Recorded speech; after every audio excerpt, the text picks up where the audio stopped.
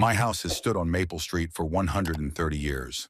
I, Horace Bilby, have lived in it almost 50. Every morning I wake up and look at the cracked ceiling and think that this house will outlive me, just as it has outlived all its owners before me. In my 75 years, I am not what I used to be.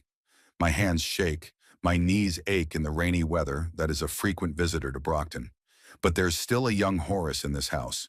Someone who came here one day, fell in love with these walls and put everything he had into them. When I first saw this Victorian marvel, it was dilapidated. The realtor, a short, fussy man in a gaudy tie, licked his lips nervously as he showed me the rooms. "Mr. Bilby, I understand that the house needs a few cosmetic repairs." He sounded like he was trying to sell me a leaky boat in the middle of the ocean. "Antonio, but with your experience as a civil engineer," I interrupted him then. "I'll take it." The realtor stopped talking and then smiled so wide I was afraid his face would snap in half. My late wife Evelyn thought I was crazy when she saw the purchase. Her thin eyebrows rose high on her forehead. "Horace, honey," she said then, trying to keep her tone calm, "are you sure it's safe to be here?" She was right, but what I saw was not the failing floors and rotten beams, but the high ceilings, the fine molded cornices, and the marble fireplace in the parlor. I saw the house as it could be, and I made it so. For 7 years, every weekend, every vacation, and every free evening, I invested in these walls. Evelyn learned the trowel as well as I did. When she passed away from cancer 12 years ago, I continued the work alone. Now the house is as good as new. 3 stories high, with an attic and a basement. It was a monument to our love. Unlike my son, Perry, he's 46, but he acts like he's still a teenager who thinks the world owes him everything. "Dad, you don't understand," is his typical line that I hear every time he comes to ask for money. "This is a real chance. I'll pay you back double, I promise." I've never seen these returns. Perry always finds a new way to blow his money, betting on the races, dubious investment schemes, poker with the safe guys. In recent years, I stopped giving him cash, which only increased the tension between us. His wife, Darlene, is no better. If Perry is a moth, Darlene is a status hunter. She's the kind of person who's always looking at your watch, appraising your clothes, and mentally calculating how much it all costs. When she and Perry married 15 years ago, I hoped she could talk some sense into my son. Instead, they found in each other the perfect accomplices. "Horace, have you thought about that proposal?" she asked one day, fixing her perfectly styled hair. "Realtors say the houses in this neighborhood are doing very well right now. And you, at your age?" I didn't let her finish. "At my age, I want my house, Darlene, and only mine. I know what they want. Sell the house, take the money, and what? Buy me a room in a nursing home? I'd rather die on this porch than let them take what I built with my own hands. There's only one person I'd change my mind for. My granddaughter, Trixie. She's 11, and she's the only one in this family who inherited not only my stubbornness, but my common sense." "Grandpa," she said to me one day, sitting on the swing I'd hung for her in the backyard, "when I grow up, I want to live in a house just like yours, and I'm going to build it myself." Her eyes sparkled with a determination I recognized. It was the same gleam in Evelyn's eyes when we first saw this house. Trixie is not like her parents. She is practical, inquisitive, and honest to the point of ruthlessness. When she was 7, she told Darlene that her new dress made her look like an inflated balloon. I laughed so hard I almost choked on my tea, and Darlene didn't speak to me for a week, as if I was the one who had taught the child such bluntness. But behind that strong shell was a fragility even her parents couldn't see. Trixie was born with a rare genetic condition. Doctors call it Hutchinson-Gilford syndrome, or progeria. Her body ages 8 times faster than normal. In her 11 years, she looked like a little old lady, thin skin, visible veins, sparse hair. But her eyes remained young, bright, full of life that slipped away from her with each passing day. Perry and Darlene didn't know how to deal with her condition. They were ashamed of her appearance, trying to appear in public with her less often. Darlene once confessed after her 3rd glass of wine that she can't stand those looks, this pity in people's eyes. To her, her daughter had become a source of social discomfort, not a child in need of unconditional love. I was different. To me, Trixie was a miracle, a smart, brave miracle who somehow grew up in a family where she was misunderstood. We spent every weekend together. I taught her carpentry, showed her how to read blueprints, told her stories about the buildings I helped build. She soaked up the knowledge like a sponge and asked questions that made me dizzy. Grandpa, why don't skyscrapers fall in earthquakes? How do they make glass unbreakable? Is it true that the Egyptian pyramids were built by aliens? To the last question, I replied that it would have been easier for aliens to build something more practical than giant triangles in the desert. She laughed until she was in tears. Trixie had been sick a lot the last few months. Colds that didn't go away for weeks. Joint pains that kept her up at night.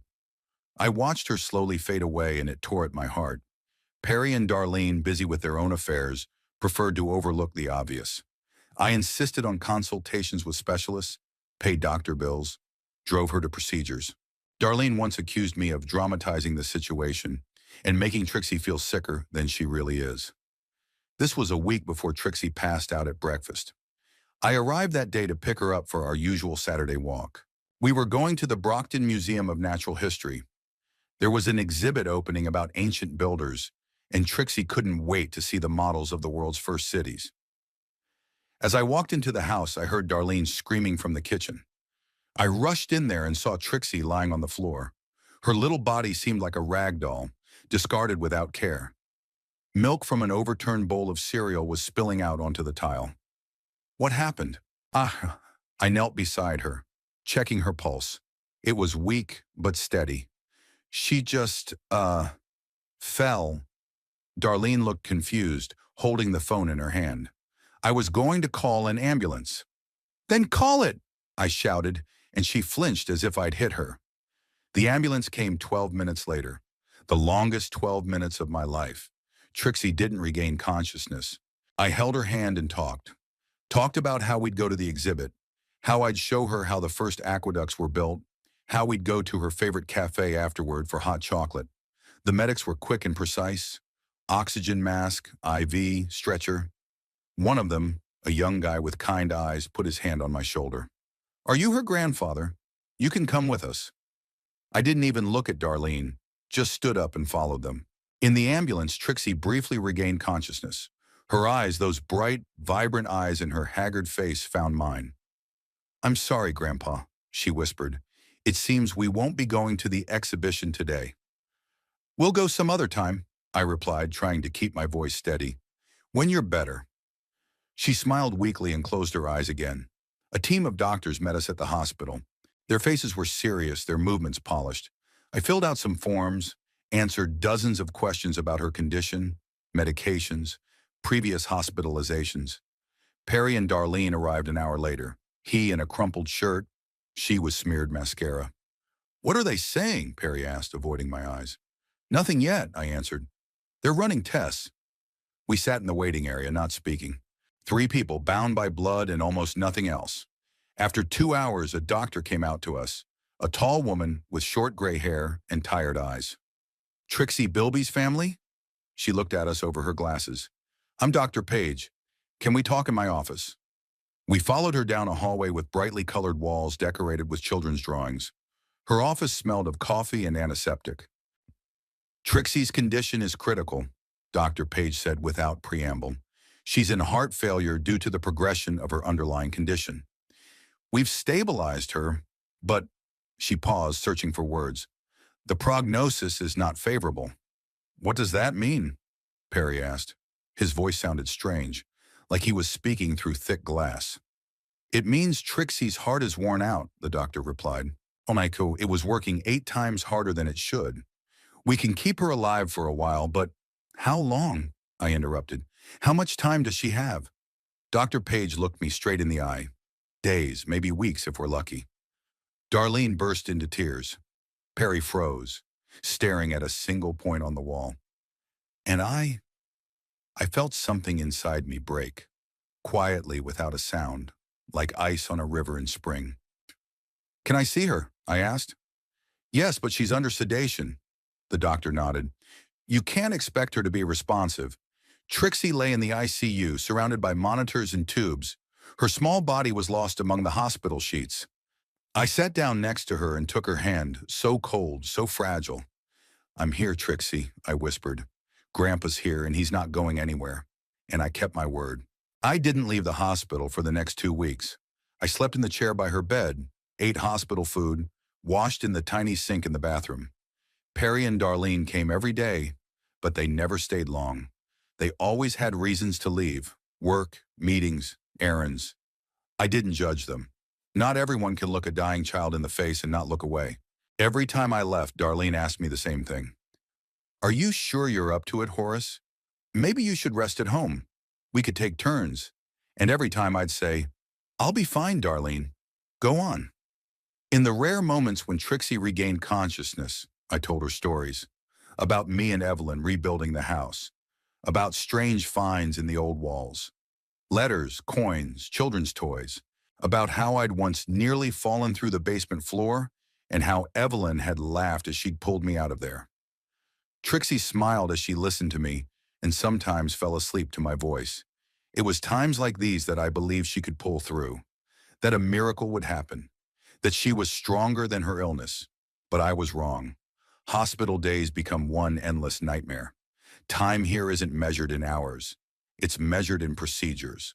Morning rounds with the doctors, changing IVs, temperature measurements, new medications, reading the monitors, and waiting. Endless, waiting for the miracle that never comes. Trixie sleeps most of the time. Dr. Page says it's a good thing. She feels no pain when she sleeps. But in those rare moments when she opens her eyes, I see in them a question I can't answer. "Why me, Grandpa?" I hold her slender fingers in my wrinkled palms and find no words. The doctors talk about her condition, using terms meant to sound scientific and detached. Myocardial failure, renal dysfunction, polyorganic exhaustion. But behind those words, I hear a simple and terrible truth. My granddaughter is dying, and no one can stop it. On the 5th day, Trixie wakes up more conscious than usual. Her eyes are clear, her gaze focused. She looks up at me and smiles weakly. "Grandpa," her voice is barely audible over the noise of the machines. "Tell me about Daddy when he was little." I didn't expect such a request. My relationship with Perry has always been complicated, and I've tried not to discuss it with Trixie. But now, looking into her eyes, I can't say no. "Your daddy was born in the year 1979, I begin, replaying images of the past in my mind. "It was raining hard that day. Your grandmother Evelyn said the sky cried tears of happiness. Perry was a remarkably calm baby. He hardly ever cried, could lie in his crib for hours looking at the toys above his head. Evelyn was afraid there was something wrong with him, but the pediatrician assured us that some babies are just born contemplative. In kindergarten, the teachers praised him for his imagination. He could play alone for hours, creating complex worlds out of constructors and figurines. But even then, his peculiarity, the inability to accept defeat, became apparent. If things didn't go according to his plan, he'd fly into a rage. He overturned games, tore up drawings, once even bit a boy who destroyed his tower of cubes. He should have been an architect like me, I say to Trixie, then correct myself, a civil engineer. He had a talent for spatial reasoning, but he lacked patience. I remember how in school, Perry got perfect grades in the subjects that interested him and completely ignored the rest. His teachers kept saying the same thing at every meeting: "Your son has great potential, but he's not putting in the effort." I tell Trixie that her father was a brilliant mathematician, could solve the hardest problems in his mind while the other kids were puffing away on calculators. When he was 12, he won the City Math Olympiad. I was so proud that I bought him a real engineering calculator, just like the one I used myself. "And then?" Trixie asks. Her voice is weaker, but her eyes still burn with curiosity. "And then there was adolescence, the time when Perry and I finally lost touch. Your dad met some new friends in high school," I say, leaving out the details about the bunch of truants and bullies he got involved with. "They distracted him from his studies. Actually, they did more than that. They introduced him to gambling. First, it was innocent games of cards for change in the school bathroom, then betting on sports matches. By the time he was 16, Perry was losing his pocket money regularly and asking Evelyn and me for more and more. When I found a $300 promissory note in his room, written in crooked teenage handwriting, it was the first time we had a real fight. "Do you realize what you're doing?" I held the paper in front of his face. "Do you realize what debt is?" It's temporary, Dad. He looked somewhere past me, avoiding meeting my gaze. I have a system. Next time I'll get it right. A system? I couldn't believe my ears. Perry, the only system in gambling is designed to make you lose. We paid off his debt, but I made a condition that he had to get a part-time job and pay us back. He agreed, but he worked at the local supermarket for exactly 2 weeks. Then he quit, saying it was humiliating and a waste of his talents. That's when I first thought that Evelyn and I had done something wrong in his upbringing. Maybe we gave him too much freedom, or on the contrary, too controlling. I never found the answer, but I don't tell Trixie about it. Instead, I tell her how her father once built a birdhouse for a school project, about how he read all the Harry Potter books in 1 week, about how he cried when our old dog Buster died. Trixie listens, occasionally asking questions, but I can see the fatigue overpowering her again. Gradually, her eyelids get heavy and she falls asleep. I continue talking for a while longer, more to myself than to her. The night in the hospital is a special experience. The corridors are hushed, the dimmed lights creating a ghostly atmosphere. The nurses move silently like shadows. The sounds of the machines grow louder in the silence of the night. I doze in the uncomfortable chair, awakening at the slightest change in Trixie's breathing. It's times like these that I'm particularly haunted by memories. I think back to the day Perry announced he was dropping out of college after his first semester. Evelyn and I were stunned. He had enrolled in engineering with a full scholarship. His math ability was still exceptional, despite the sloppiness in school. "It's not for me," he said when we asked him why. "I want to go into business." Business turned out to be another get-rich-quick scheme, which of course failed. Others followed, selling used cars, internet marketing, even an attempt to open his own bar. None of the endeavors lasted more than a few months. Each time Perry came back to us for money, and each time I got tougher in my answers. Evelyn was softer. She always made excuses for his failures, always believed that this time it'll work out. "He's just looking for himself, Horace," she said. "Not everybody finds their calling at once." But as the years passed, Perry was still looking for himself, losing money and destroying relationships with anyone who tried to help him. When he turned 30, Evelyn became ill. The cancer was aggressive, and we both knew time was short. In the last months of her life, she spoke of Perry often. "Promise me you won't leave him," she pleaded, squeezing my hand with her gaunt fingers. "He's weak, Horace. He needs you, even if he doesn't realize it." I promised.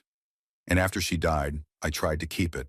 I tried to build a bridge across the divide between us. I'd invited Perry to dinners, offered to help him find a steady job, even tried to interest him in rebuilding the house, an endeavor that had always brought me comfort. But the more I tried, the more he drifted away. And then he met Darlene, and the distance between us grew even further. She was a beautiful and ambitious woman with a keen sense of social status. She saw Perry not as a loser with a history of failure, but as someone with potential and connections. By connections, she meant me and my house, which by then had grown significantly in value due to my efforts in neighborhood development. Their wedding was lavish, beyond their means. I paid for most of it, silently swallowing my indignation at the extravagance of the celebration. Darlene wanted to impress her friends and family, and Perry, as usual, couldn't say no to her. After the wedding, their visits had become infrequent and always ended with talk of money. They were living beyond their means, constantly strapped for credit. Perry changed jobs more often than he changed shirts. Darlene insisted on expensive vacations and brand-name clothes. And then Trixie was born, and everything changed. The first time I held her in my arms, a tiny bundle with serious eyes, something inside me melted. I realized I'd been given a second chance, a chance to love and be loved without the bitterness of past disappointments. The first years of her life were relatively peaceful. Signs of progeria showed up around age 3. Unusual body proportions, hair loss, thinning skin. The diagnosis was a shock to everyone, but especially to Darlene. She had always envisioned her daughter as an extension of herself. Beautiful, successful, desirable. Instead, she was to raise a child who would never fit into her ideas of normalcy. Perry was doing a little better. He could play with Trixie without noticing her differences from the other kids. But deep down, I think he saw her illness as further proof of his bad luck, Another failure on a long list. I was the only one who saw Trixie not as a tragedy, but as a person. Bright, intelligent, curious. We hit it off almost immediately. She loved my stories about construction, and I loved her questions that made me think about things I took for granted. Now sitting next to her hospital bed, I think about how little time we had, how much I wanted to show her, tell her, explain to her, how much we missed. On the eighth day, her condition deteriorates dramatically. The monitors start beeping in the middle of the night. Nurses and doctors rush into the room.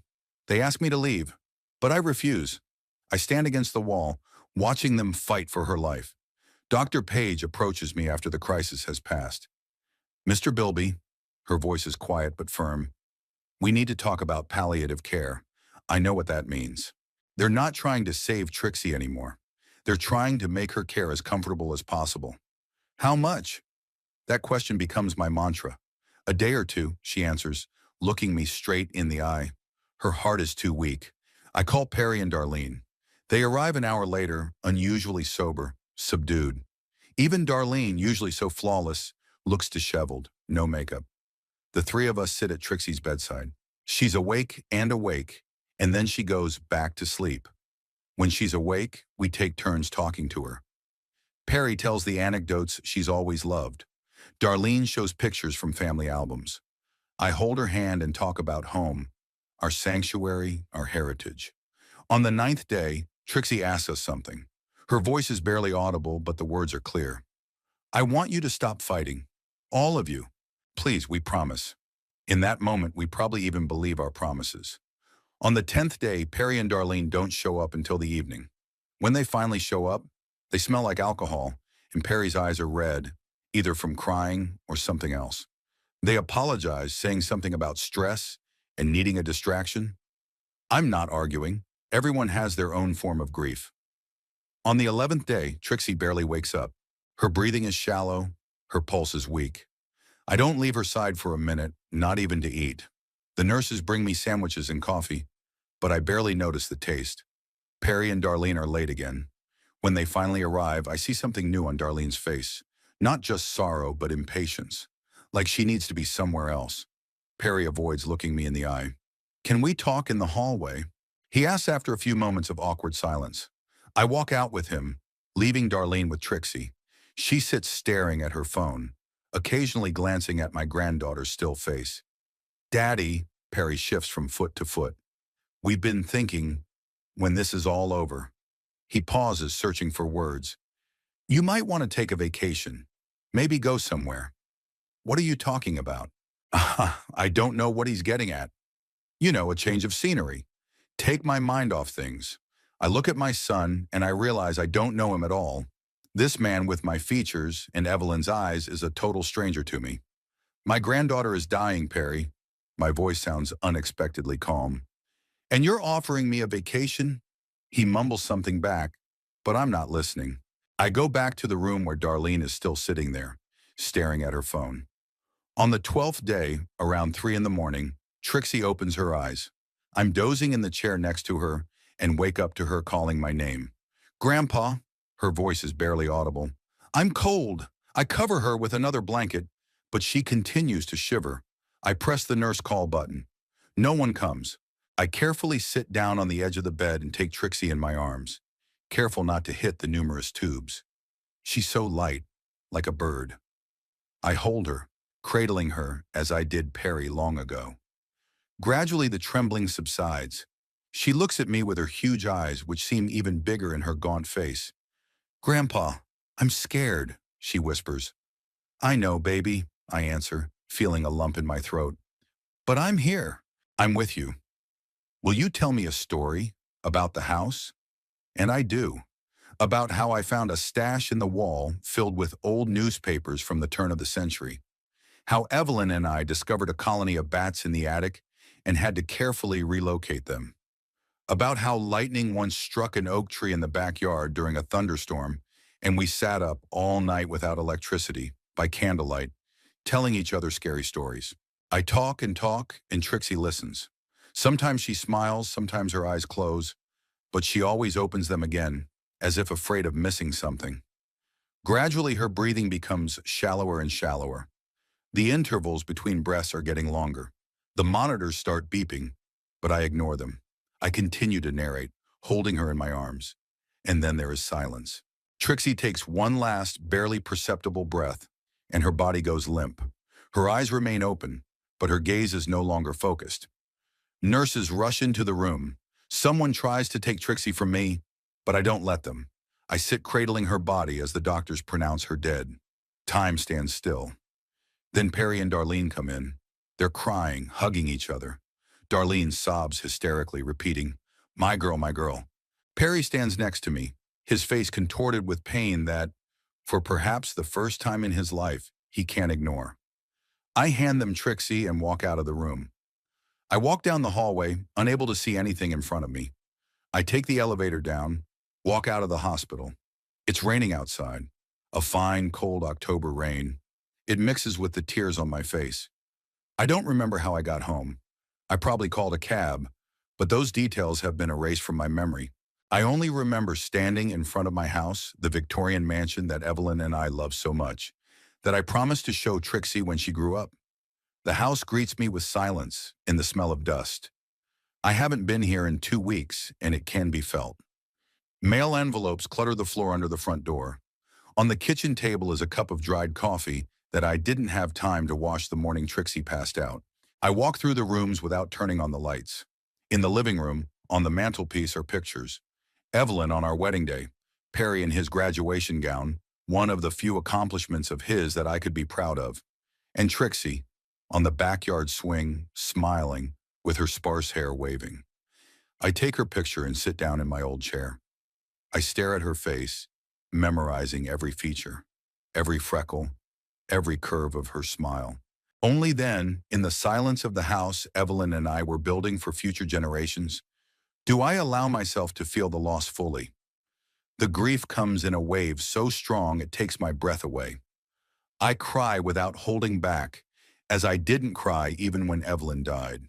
Because with Trixie, my last hope died, the last person who cared. I don't know how much time I spent like that, sitting in the dark with a picture of my granddaughter in my hands. I could have sworn I heard her laughter echoing through the empty rooms. He could have sworn he felt the touch of her small hand on his shoulder. But those were only ghosts of memory. The reality remained the same. I was alone again in this huge house full of memories. How would I survive the next days, months, years? The thought seems unbearable, but I know I must. For Evelyn, for Trixie, for the promises I made to them. I fall asleep in the chair, still clutching the photograph in my hands, and I dream about Trixie running around the house, opening every door, peeking into every room, exploring every corner like she always dreamed she would. In my dream, her skin is healthy, her hair thick and shiny, her movements quick and confident. "Look, Grandpa," she shouts, pointing to something in the far corner of the attic. I try to discern what's there, but am awakened by the sound of the doorbell. The doorbell rang again, insistent and harsh.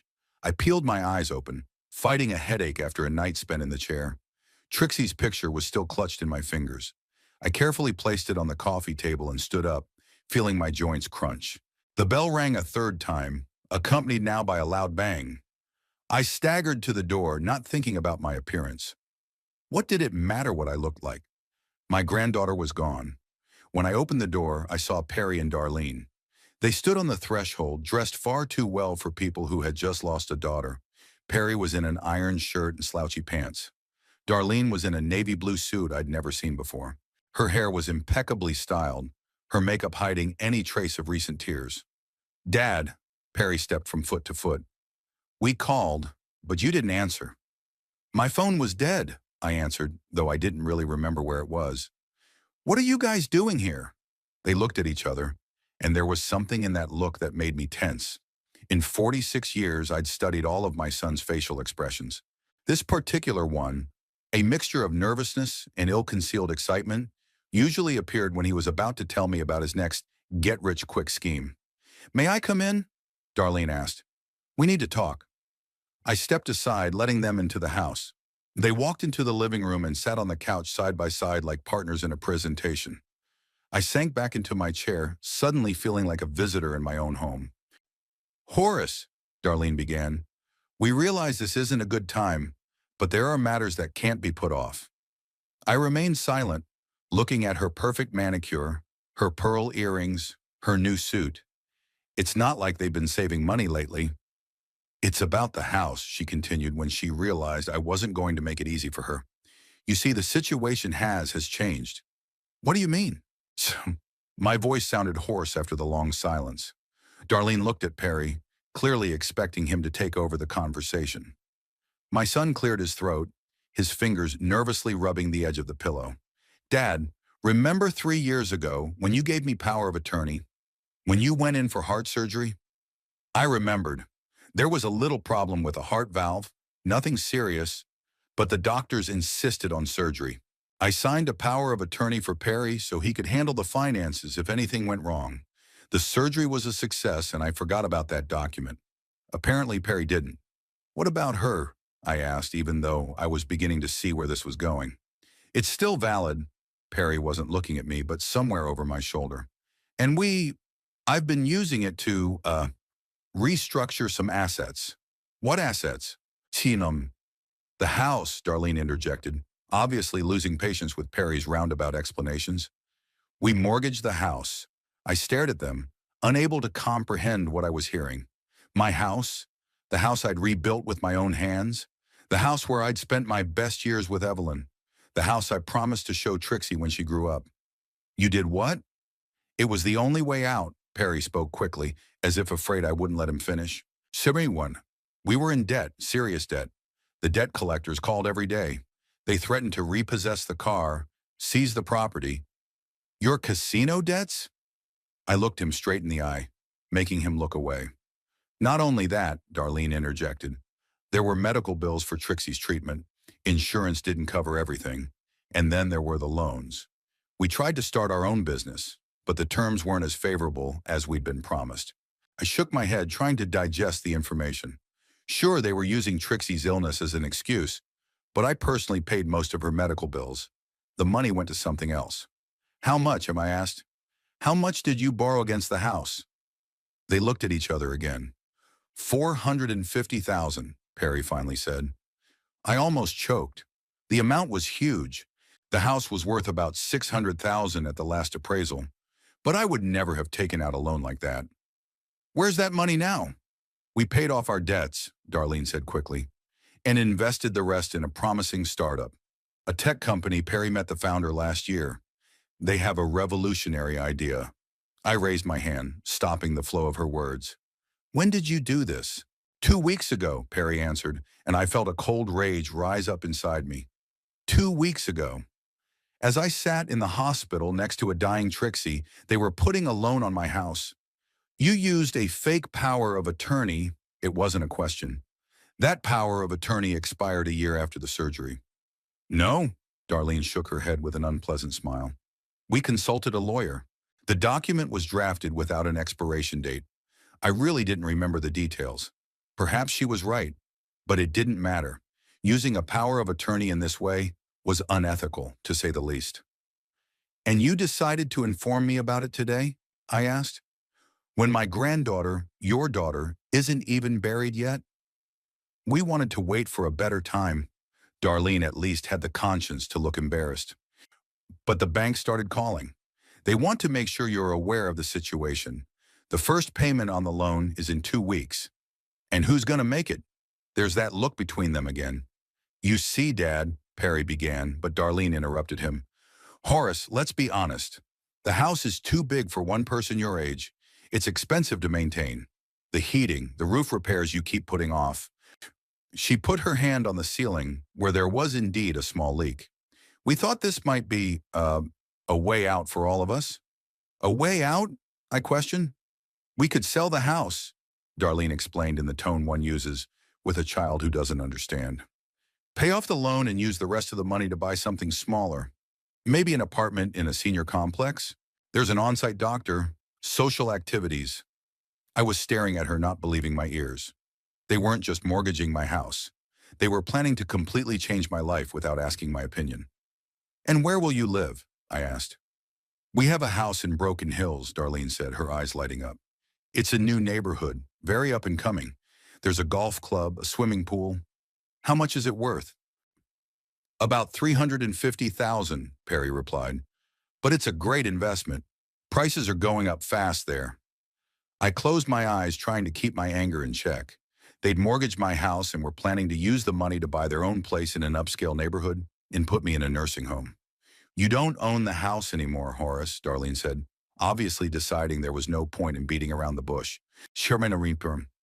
At least not completely. The bank owns most of it now, and they won't be happy if payments start getting late. I rose slowly from the chair. My legs were barely holding me up, but I didn't want to sit there looking down at them. You two, my voice was quiet, but I could see them both tense up. Come into my house one day after your daughter's death and tell me you stole it from me? We didn't steal anything, Perry objected. The power of attorney was legitimate. You used a document issued for an emergency to mortgage the house while I sat by the bedside of a dying child. I could feel my hands shaking. If it wasn't theft, what was it? It was the only way out, Perry repeated.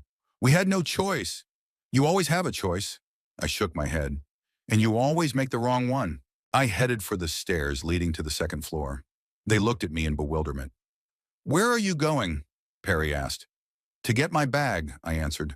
Since I don't own the house anymore, I assume you want me to leave. I went upstairs, leaving them looking at each other in confusion. In the bedroom, I opened the closet and pulled out an old travel bag, the same one that Evelyn and I had once taken on our only real vacation to Vermont the year before her diagnosis. I put a few shirts, pants, underwear in the bag, a toothbrush from the bathroom, a picture of Evelyn from the bedside table, Trixie's photo album from the dresser drawer, a few books, a wallet with cash and cards, a phone which was really dead, and a charger. And then he opened the secret safe behind the painting, one that even Perry didn't know about. Inside were my most prized possessions, my marriage certificate, Evelyn's will, her wedding ring, the one she'd taken off before she died and asked me to keep for Trixie. Now it would never grace my granddaughter's finger. I put it all in the bag. And one more thing. A small digital recorder. An old model, but reliable. I used it to record ideas for projects when I was still working. For the last few years, it served a different purpose. I walked downstairs holding the bag in one hand. Perry and Darlene were still sitting on the couch, now with obvious relief on their faces. They had obviously expected a much more violent reaction. Dad, you don't have to leave right now, Perry said with fake concern in his voice. We can discuss temporary arrangements. Don't bother, I set the bag on the floor. I know what you're up to. I've known for a long time. They looked at each other in bewilderment. What are you talking about? Darlene asked, but I saw the corner of her mouth quiver, the first sign of concern. Do you think I'm blind? Or out of my mind? I chuckled. I've seen you looking around the house, appraising it every time you come in. I've heard you whisper about how things could be different if the house was yours. Dad, don't you understand? Perry started, but I interrupted him. No, you don't understand. Did you think you'd caught me off guard? That I'd cry and beg? Or resign myself to letting you send me to live out my days in some doghouse while you enjoy the house I built with my own hands? I picked up my bag and set it on the coffee table. Slowly, I unzipped it and pulled out the recorder. Fools, you have just made a fatal mistake, for this recorder has been recording your every conversation in my house for the past 3 years. I pressed the play button. Darlene's voice came out of the small speaker. When he finally goes into the hospital, we'll use power of attorney. He won't even remember signing it. The old man is barely thinking straight. Then Perry's voice. What if he finds out before we can get it finalized? Darlene again. He won't. He'll be too busy with that precious granddaughter of his. God, I'm so sick of him coddling her. I turned off the tape. Perry and Darlene's faces froze in shock. She had gone so pale that the freckles on her nose seemed painted on. He opened his mouth but couldn't utter a word. This is just one of dozens of entries, I said calmly. There's one about how you planned to forge my signature if you needed to, and how you discussed what kind of real estate you'd buy with the money from the sale of the house. And even, I paused, looking directly at Darlene, how you complained to your friend on the phone that you were tired of dealing with a mutant child. Yeah, I heard that too. You can't, Darlene started to say, but her voice broke. It's illegal to record people without their consent. Maybe, I shrugged. But you know what else is illegal? Fraud, forgery, abuse of power of attorney. I think the police and the bank would be very interested in those records. You're bluffing, Perry said, but I could see fear in his eyes. You would never go to the police against your own son. Test me, I replied, looking him straight in the eye. I just buried the only person in this family that I truly cared about. I have nothing to lose. I slipped the recorder back into my bag and zipped it up. Swear, and that's not all, I added. Remember that safe in my office that you spent all your childhood searching for the key to? The one you finally cracked 3 weeks ago, thinking I wouldn't notice? Perry shuddered. I hit the mark. Those documents you found in there? Fake. The real will, insurance policies, and stock certificates are elsewhere. As is a real power of attorney with a clear expiration date of 1 year after the surgery, no more. Darlene made a strange sound, something between a sob and a chuckle. You're lying, she said, but without conviction. Why don't you check it out? I suggested. Call the bank right now. Ask them if they've verified the authenticity of the power of attorney. Not the one you showed them, but the one registered with a notary. They didn't say a word. I could see their brains working, trying to figure out if I was bluffing or not. And I just stood there looking at them and felt strangely calm. For the first time in years, I saw right through Perry, the scared, insecure kid who was always looking for the easy way out. What do you want? He finally asked. For you to get out of my house, I answered simply, and out of my life. And the credit? Darlene was still trying to maintain control of the situation. The bank will get its money. I picked up the bag from the table. But not from me. You took out the loan, you pay it back. I headed for the door, but stopped, looking back at them one last time. One more thing. Trixie's funeral will be my own. And you won't be there. I stepped out onto the porch, closing the door behind me. The sun was blinding my eyes after the twilight of the living room. The old maple tree in the backyard was dropping yellow leaves on the path. I took a deep breath and walked away from the house I'd built with my own hands without looking back. Behind me, I could hear Darlene yelling something in a broken voice and Perry trying to calm her down. Their voices grew quieter and quieter as I moved farther away. But the expressions on their faces, shock, disbelief, fear, I will always remember. I walked the streets of Brockton with no definite destination. My body moved on autopilot as my mind tried to cope with the cascade of events of the past 2 weeks. Trixie's death, the betrayal of my son, the loss of the house. Too much for one old man.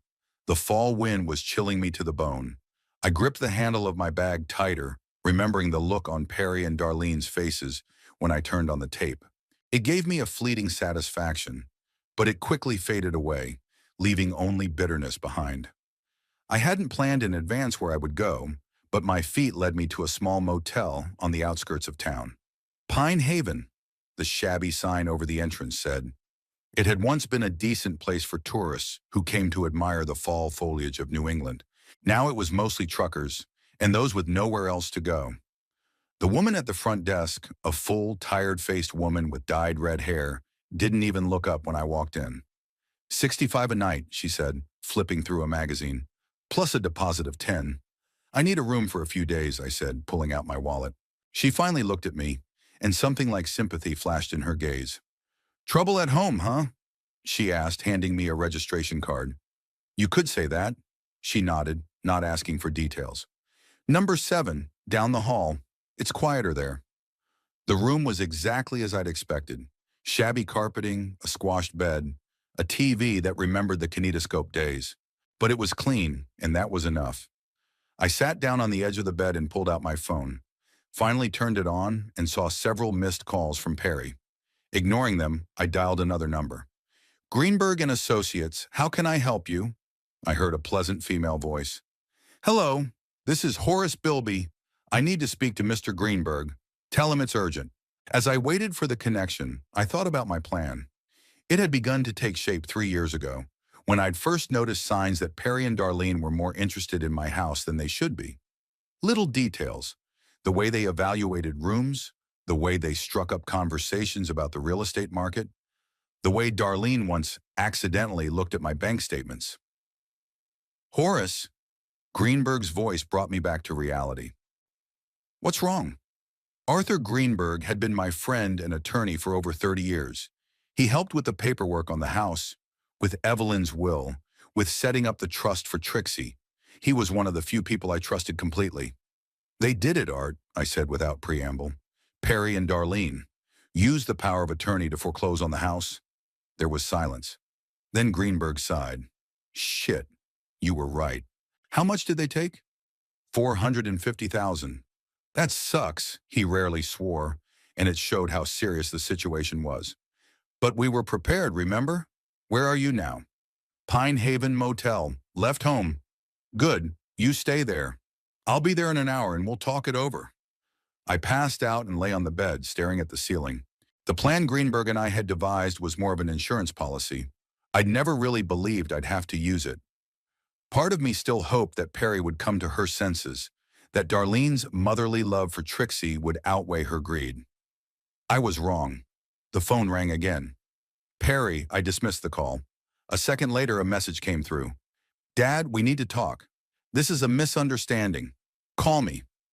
I grinned. A misunderstanding. Like they'd accidentally taken out a loan for almost $500,000 against someone else's house. Exactly 1 hour later, there was a knock on the door. Greenberg stood on the doorstep with a leather briefcase in his hand and a concerned expression on his wrinkled face. You look lousy, he said in lieu of greeting. My granddaughter died yesterday, I replied, stepping aside to let him pass. Greenberg froze. God, Horace. I didn't know. I'm so sorry. He put his briefcase down on the small table by the window and hugged me tightly. I let myself lean on my friend's shoulder for a moment, feeling genuine sympathy for the first time in days. What happened? He asked when we finally pulled away from each other. I told him about the last 2 weeks, about the hospital, about Trixie's last hours, about coming home and talking to Perry and Darlene, about their plans for the house and for me. Sons of bitches, Greenberg muttered, shaking his head. I'm sorry, Horace, but there's no other way to put it. I'm not arguing. I sat on the edge of the bed. What now? Greenberg opened his briefcase and pulled out several folders. Now we put our plan into action. The power of attorney you signed 3 years ago was limited to 1 year, as you requested. Here's a copy. He held out the document to me. I looked at the paper. Yes, the term was clearly stated, valid for 1 year from the date of signing. But Darlene said she'd consulted a lawyer. He said the power of attorney was still valid. Either she's lying or they found a lawyer who doesn't read documents particularly carefully, Greenberg shrugged. Either way, we have a copy of the original with a clear expiration date. Also, Nasser Return. He pulled out another document. We have a notarized statement you made 2 years ago that you did not authorize Perry to do anything with the house. I remembered that document. We'd drawn it up right after I'd noticed that Perry had become overly interested in my finances. But the main trump card, Greenberg continued, is the notes you mentioned. Did you bring a tape recorder? I nodded and pulled the device out of my bag. There are dozens of hours in here. They didn't know I recorded them every time they came to the house. Greenberg took the recorder and plugged it into his laptop. Great. I'll send the files to my assistant to analyze. We need the most compromising parts. And Horace, he looked at me seriously, tapes made without the consent of the participants are not always admissible as evidence in court, but they can be very useful for extrajudicial pressure. I understood that. The wiretap law in our state was complicated, but I wasn't going to go to trial. I wanted something else. What about tampering with documents? I asked. The ones that were in the safe? Greenberg smiled, a rare sight for a normally serious lawyer. It was a brilliant move, Horace. When you told me that Perry spent his entire childhood trying to get to the contents of the safe, I knew that sooner or later he would try to break into it. We replaced all the important documents in the safe with skillfully crafted copies with minor alterations. A will in which I supposedly left the house to Perry, but with one small legal error that invalidated it. An insurance policy with the wrong beneficiary listed. And most importantly, a copy of an unlimited power of attorney. Are you sure they used a forgery? Greenberg asked, looking through the files on his laptop. Almost certainly. I kept the real documents with Edith. Edith Morrison was an old friend of mine and Evelyn's, a retired nurse. She lived in a small cottage on the other side of town and kept my envelope of documents in her home safe. Okay, Greenberg leaned back in his chair. Here's what we've got.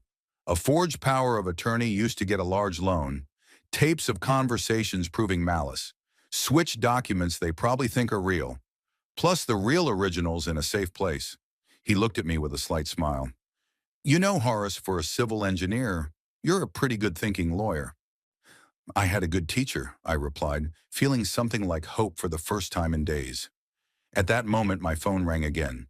Perry, I showed the screen to Greenberg. Could I answer it on speakerphone? I asked. I want you to hear. He nodded, pulling a small recording recorder out of his briefcase.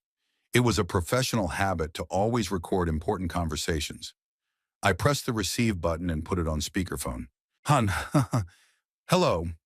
Dad, finally! Perry's voice sounded tense. Where are you? Darlene and I are worried. Really?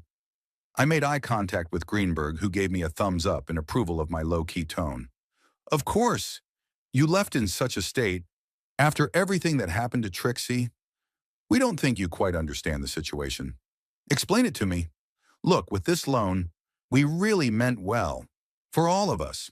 That money, some of it was for your well-being. We were planning to buy you an apartment, hire a nurse. How generous of you. I couldn't help but be sarcastic. Spending some of the money from my own house on me. Dad, please, he said with a pleading tone in his voice. Let's meet and talk calmly. I'm sure we'll find a solution that will satisfy everyone. I've already found a solution, I said. I talked to the bank. There was a pause, then, what did you tell them? The truth, that the power of attorney you used was invalid. What? His voice broke into a falsetto. But it's not.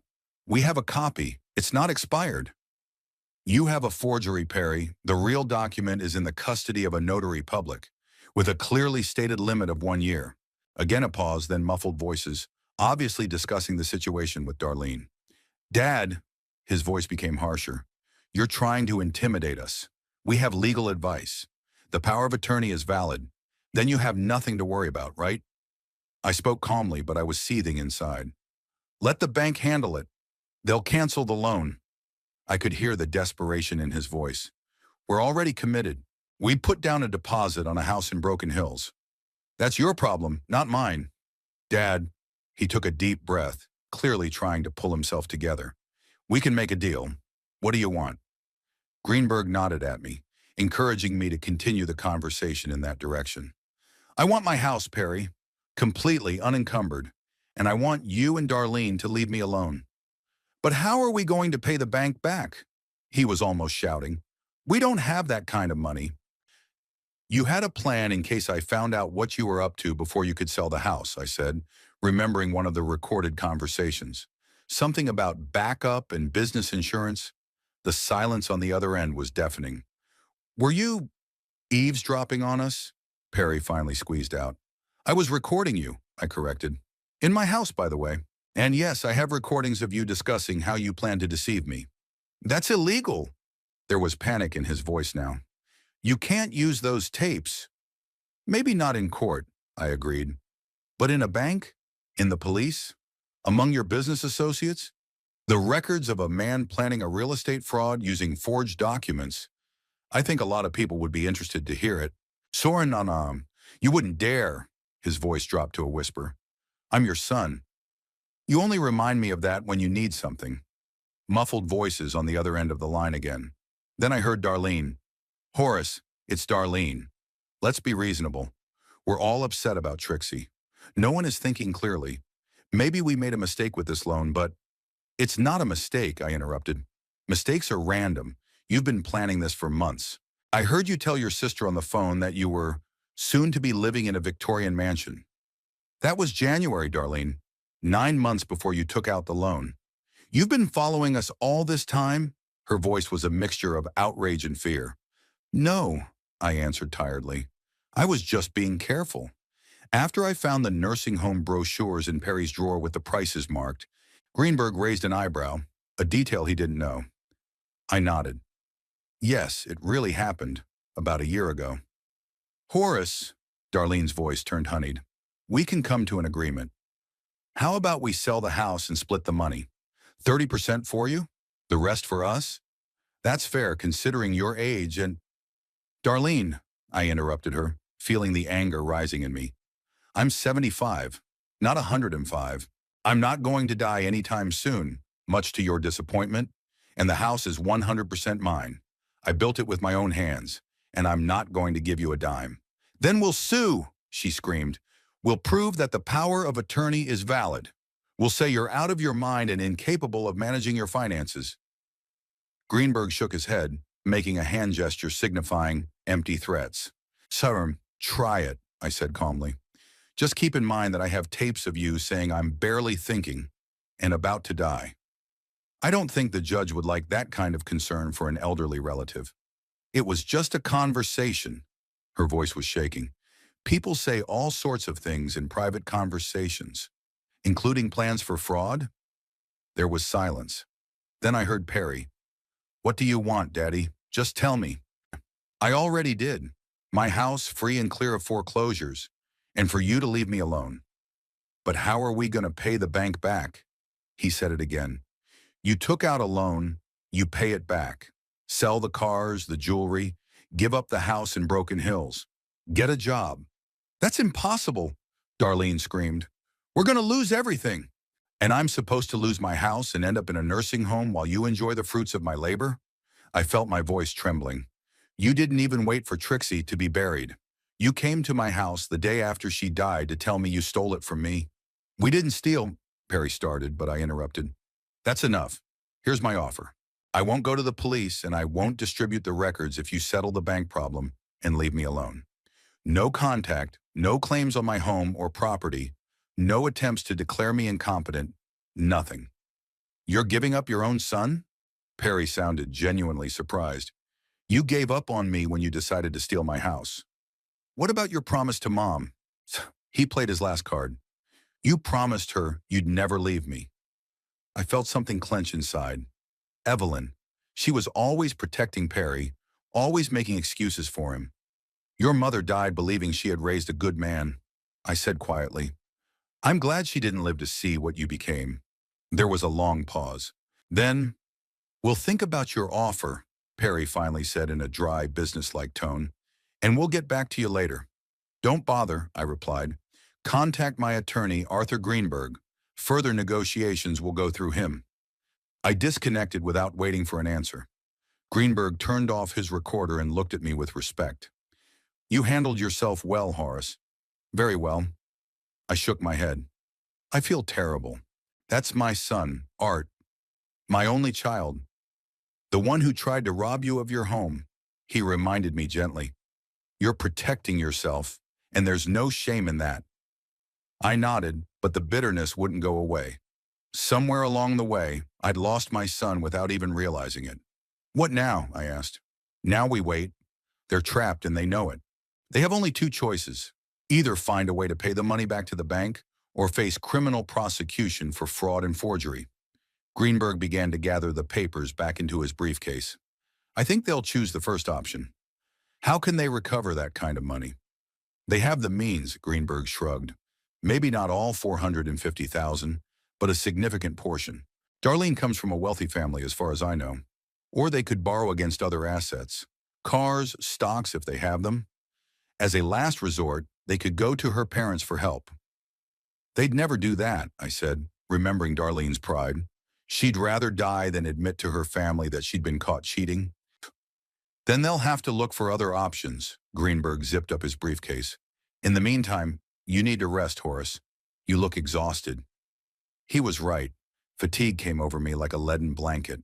All those days of tension, the sleepless nights at Trixie's bedside, the shock of betrayal, they were taking their toll.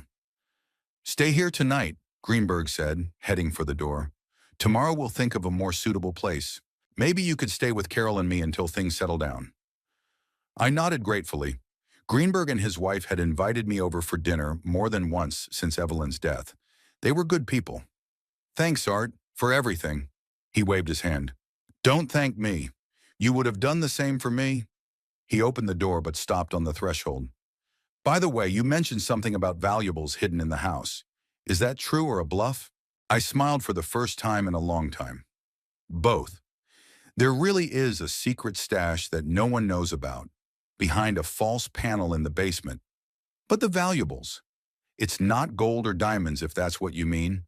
It's Evelyn's letters, our wedding photos, Perry's first drawings, things that are priceless to me, but useless to them. Greenberg nodded with understanding. Clever. Another psychological lever. They'll think they're missing something valuable, even if they return the house to the bank. Exactly, I confirmed, although now I wish I'd hidden something really valuable in there. Could have come in handy in my situation. You have something more valuable than money, Greenberg said seriously. Proof of their fraud, and they know it.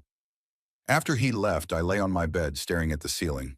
The events of the day replayed in my head like the frames of an old movie. The shock on Perry and Darlene's faces when I turned on the tape. Their panic on the phone when they realized the plans were falling apart.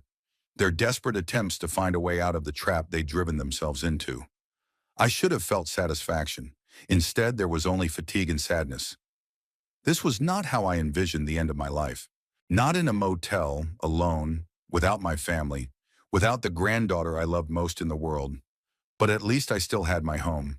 The home I'd built for future generations, even if those generations would no longer exist. With that thought, I finally fell into a restless sleep. The morning was cloudy, and so was my mood. I awoke to the sound of raindrops drumming on the eaves of the motel.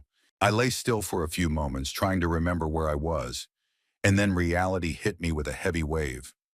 Trixie was gone. My house is mortgaged. Perry and Darlene had betrayed me. I struggled to get up from the sold-out bed, feeling my joints aching.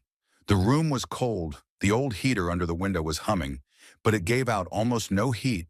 I strolled into the tiny bathroom, where I was greeted by a tired face in the cracked mirror. Gray hair stuck out in all directions, my eyes sunken and red, the stubble on my cheeks turning completely white. You really do look your age, old man, I thought as I opened the rusty faucet. After washing my face with ice water, I felt a little better, enough to spring into action. I checked my phone, 3 missed calls from Perry, and 1 message. Dad, we can work this out amicably. Call. I ignored both the calls and the message. Instead, I dialed Greenberg. How are you, Horace? He asked without preamble. I've been better, I answered honestly. What's the plan for today? A meeting at the bank at 10 o'clock, then perhaps a visit to the police station, depending on the results. Dreist. Do you think it will come to that? Greenberg was silent for a moment, then sighed. I don't know, Horace. It all depends on the bank. If they think the power of attorney was valid, we'll have to go to the police with a fraud and forgery claim. If they agree that the document is invalid, the loan will be canceled and the problem will solve itself. What then about the money they have already received? That would be the bank's headache, not yours. But I suspect most of the funds are still in the accounts. It's been too little time. I nodded, though he couldn't see it. The First National Bank of Brockton was only a few blocks from the motel. I could have walked, but the weather was nasty, so Greenberg insisted on picking me up. At exactly 9:30, his silver sedan pulled up in front of the motel entrance. I walked down the slippery steps, holding on to the banister, and gratefully ducked into the warm interior of the car. Did you bring the tapes? Greenberg asked, pulling into the driveway. I patted my breast pocket where the tape recorder was. It's all here, and a copy of The Real Power of Attorney, too. Greenberg nodded, staring intently at the road through the rain. Horace, he began cautiously, I have to ask again. Are you sure you want to go this way? This is your son, after all. There may be a way to resolve the situation without escalation. I looked at the buildings of Brockton flying by. The city where I've lived my whole life, where Perry was born, where Evelyn died, where I buried Trixie just 3 days ago. I'm sure, Art, they crossed the line. I gave them a chance to make things right, but they chose threats and attempts at manipulation. Greenberg nodded without taking his eyes off the road. Just wanted to make sure. It's easy to act out of anger at times like this and regret it. I don't feel anger, I said, surprised at how true that was. Only fatigue and frustration. The bank greeted us with marble floors, dimmed lights, and an air of understated luxury. The young woman behind the information desk directed us to the office of the deputy manager, Mr. Phelps. Phelps turned out to be a middle-aged man with balding hair and an impeccably pressed suit. He shook our hands, offered us coffee, we both declined, and sat at the massive desk with his fingers folded in a house. Now, Mr. Bilby, Mr. Greenberg, he began in a businesslike tone, I understand there's been a problem with a recent loan. Problem is an understatement, Greenberg replied, pulling out a file folder. My client was a victim of fraud by his own son and daughter-in-law. They used an invalid power of attorney to mortgage his house without his knowledge or consent. Phelps frowned. That's a serious charge, Mr. Greenberg. Do you have proof? Nah, we have the original power of attorney, notarized, with a clearly stated expiration date of 1 year from the date of signing. Greenberg put the document on the table. It expired 2 years ago. Phelps scrutinized the paper, then pulled another document from his desk drawer, apparently a copy of the power of attorney Perry had provided. Indeed, these documents are different, he said after a moment of comparison. Our copy doesn't have the limitation clause. That's because it's a forgery, I said. My son used a forged document. Do you have proof of forgery? Phelps asked, a note of skepticism slipping into his voice. More than enough, Greenberg replied, nodding at me. I pulled out the tape recorder and pressed the play button. Perry and Darlene's voices filled the room. When he finally goes into the hospital, we'll use power of attorney. He won't even remember signing it. What if he discovers it before we've had a chance to do the paperwork? He won't. He'll be too busy with that precious granddaughter of his. I stopped the tape and looked at Phelps. His eyebrows crept up and his lips pressed into a thin line. There's more, I said, rewinding to another segment. The power of attorney expired a long time ago. Perry's voice trailed off. But I have a scan. I can remove that time-limited part. And if the bank checks? Darlene's voice. They won't check that thoroughly. Usually they just see if there's a document.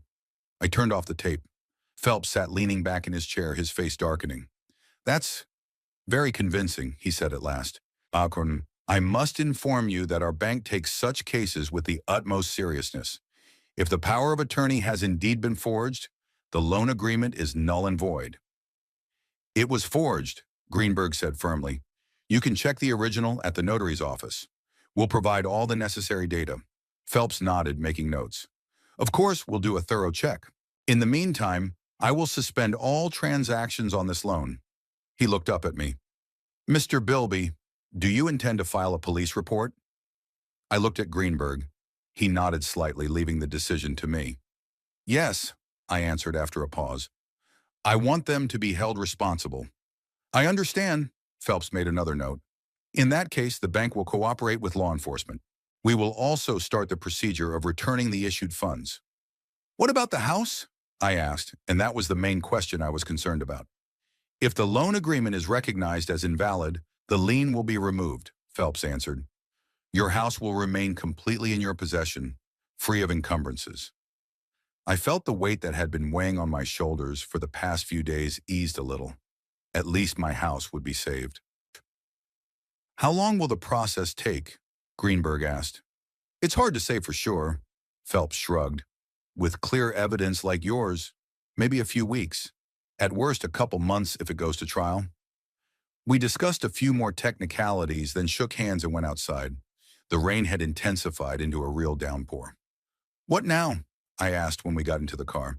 Now the police station, Greenberg said, starting the engine. We have to file a formal complaint of fraud and forgery. On the way to the station, I thought again about the consequences of my actions. Filing a police report meant that Perry and Darlene could be investigated, maybe even get jail time. My son is a criminal. How did it come to this?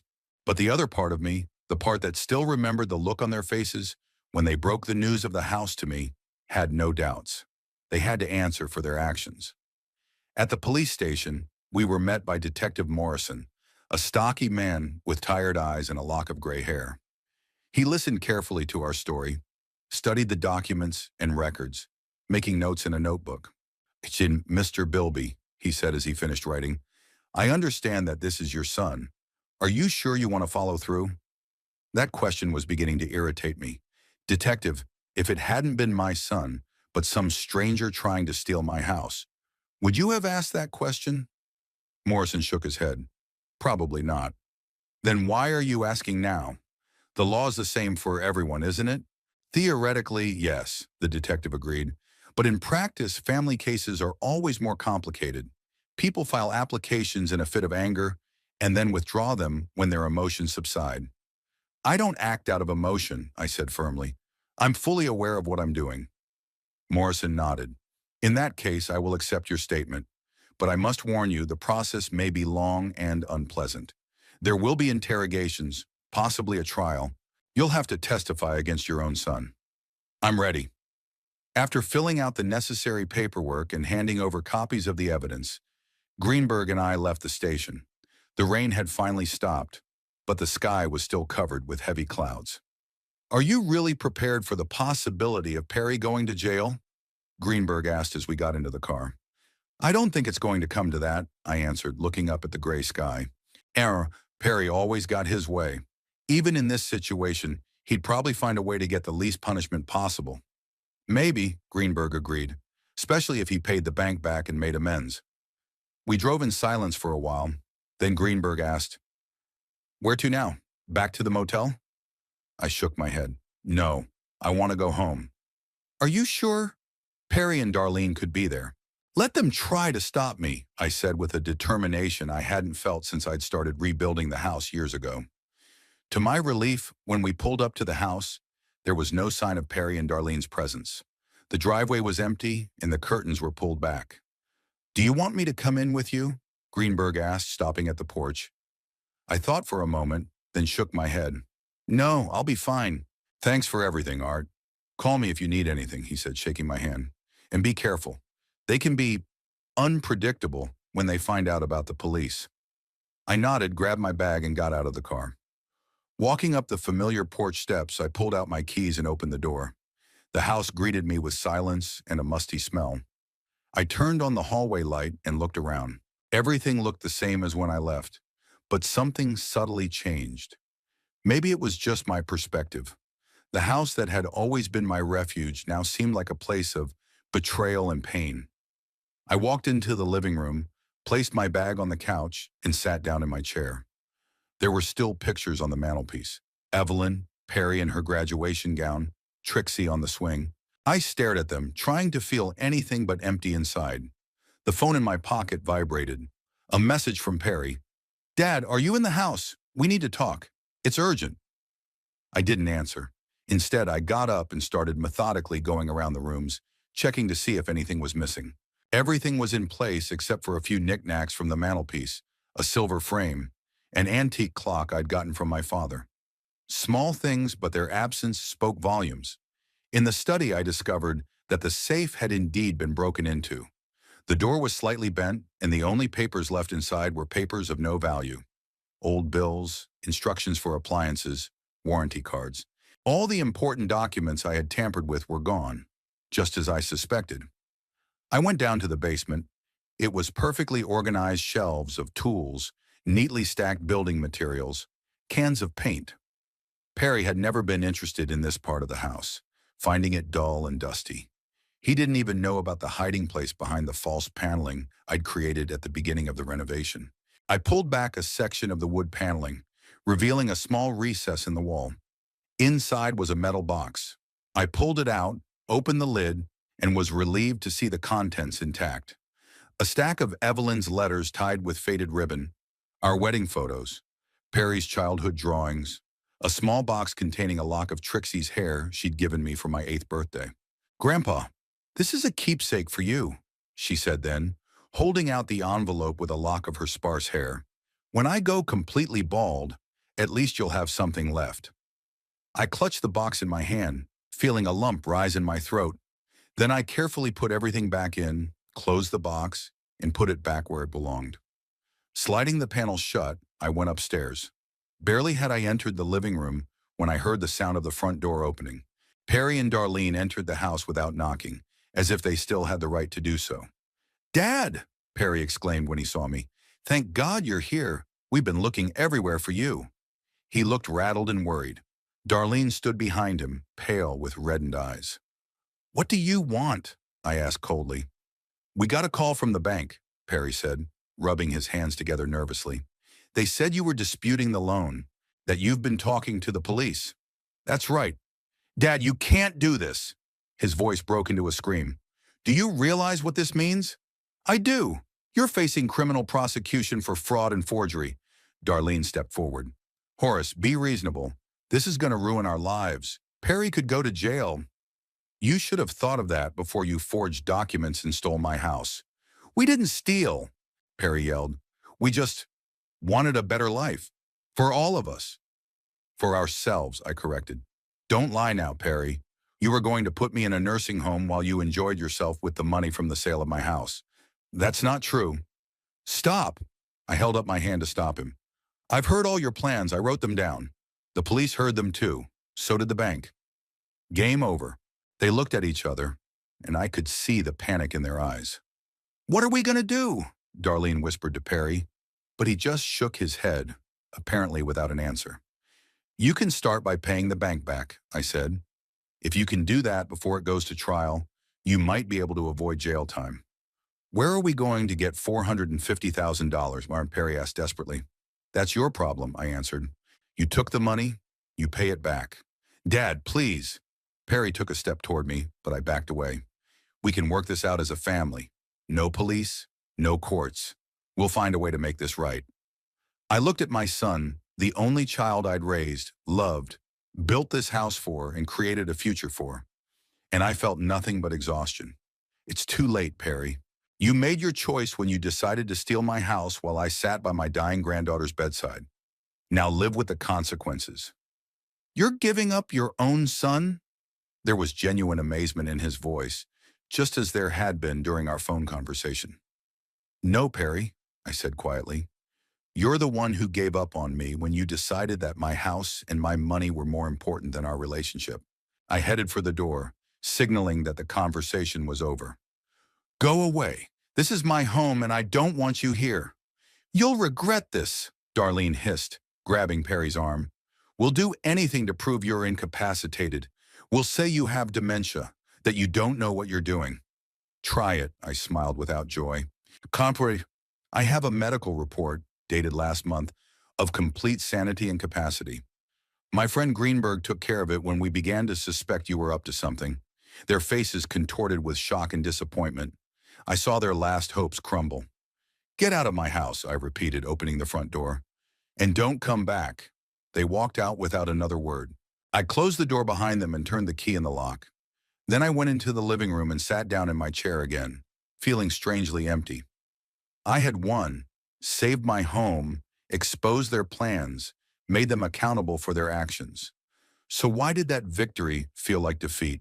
Because I lost my family, completely and irrevocably. Despite our differences, despite his flaws, Perry was my son. And now there is a gulf between us that cannot be bridged. I took Trixie's picture from the mantelpiece. Her smile, frozen in the picture, seemed as distant as the light of a faded star. What do you think, little girl? I whispered, looking into her eyes in the photo. Did I do the right thing? Of course, there was no answer, but somehow I was sure Trixie would have understood me. She had always valued honesty and fairness above all else. In the days that followed, events unfolded rapidly. The bank officially recognized the loan agreement as invalid and started the refund procedure. Most of the money was still in Perry and Darlene's accounts. They had only spent about $50,000 on a down payment for a house in Broken Hills. The police opened a criminal case for fraud and forgery. Perry and Darlene hired an attorney who immediately offered a plea bargain to the investigation. They pleaded guilty, made full restitution, and received suspended sentences plus community service. The money for the restitution came from Darlene's parents. As I suspected, she was forced to ask them for help. It must have cost her the rest of her pride. A month after the whole thing started, I received an email from Perry. Not an electronic one, but a real paper one, written in the neat handwriting he'd inherited from Evelyn. Dad, he wrote, I'm not asking for forgiveness because I know I don't deserve it. What we did is unforgivable. I can only say that I acted out of desperation, not malice. Darlene and I are getting a divorce. After everything that's happened, we can't stay together. I'm moving to Portland, got a job there. I'm starting from scratch. I don't know if you'll ever want to talk to me again, But if you do, here's my address. I reread the letter several times, then folded it neatly and put it away in my desk drawer. I didn't burn it. I didn't throw it away. I just put it away. Maybe someday I'd be ready to respond, but not now.